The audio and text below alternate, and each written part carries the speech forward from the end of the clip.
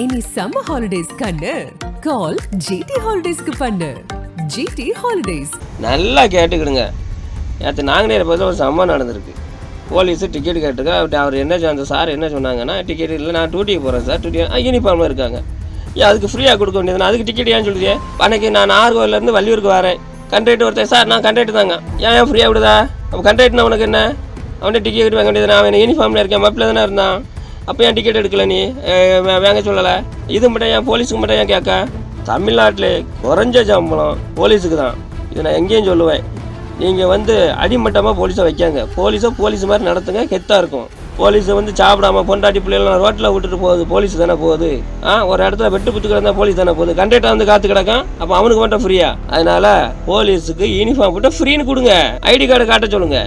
எல்லா போலீஸும் காட்டும். காட்டலைன்னா நம்ம அதுக்கேற்ற நடவடிக்கை எடுக்கலாம். எல்லா போலீஸும் ஐடி கார்டு வச்சுருக்காங்க, நேர்மையான இதாக இருப்பாங்க.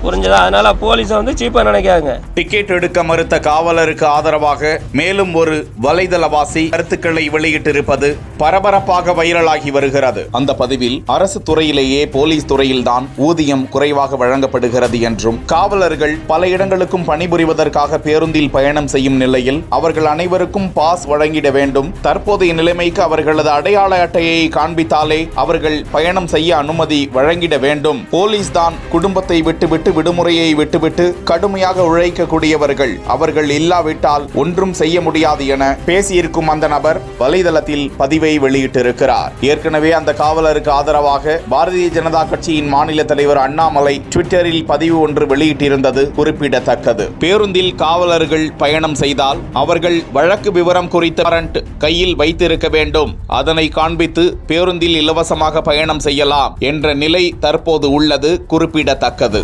அந்த போலீஸ்காரன் என்ன சொன்னார்? ஒன்றும் சொல்லலையே சார், நான் டியூட்டிக்கு தான் சார் போகிறேன். கரெக்டாக விவரமாக தான் பேசினாங்க. போலீஸ் இல்லைன்னா அங்கே ஒன்றும் நடக்காது. எல்லாத்துக்கும் தெரிஞ்ச விஷயம் தான். நம்மளாம் போலீஸை பற்றி கையெடுத்து கும்பிடணும். ஒரு சில போலீஸ் தப்பாக இருக்கலாம், அதை நான் பெருசுப்படுத்த விரும்பலை. போலீஸாக நடத்துங்க. என்ன பொறுத்த வரைக்கும் அவ்வளோதான். ஒரு லோனு போட்டால் கட்ட முடியுமா? போலீஸு ஃப்ரீயாக பயணம் செய்யலாம் 100 கிலோமீட்டருக்குள்ளே. ஏதாவது ஒன்று போடு, இல்லை சென்னை வரைக்கும் போடு. தமிழ்நாட்டுக்குள்ளே தானே போலீஸ் போகுது. நான் ஆந்திரா கர்நாடகா போகுது, ஃப்ரீ பண்ணு. நன்றி, வணக்கம். இனி சம்மர் ஹாலிடேஸ் கண்ணு கால் ஜிடி ஹாலிடேஸ்க்கு பண்ணு. GT holidays.